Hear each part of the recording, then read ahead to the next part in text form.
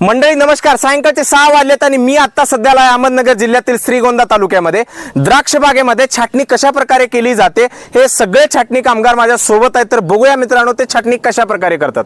छाटणी करायची, मग इथून इथेपर्यंत माल निघतोय, इकडे खाली माल निघत नाही.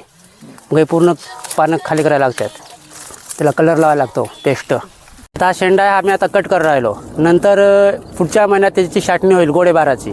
अशा प्रकारे या ठिकाणी सर्वत्र छाटणीचं काम चालू आहे. तुम्ही बघू शकता ही सगळी जे कामगार आहेत ही सगळी कामगार या ठिकाणी छाटणीचं काम करत आहेत.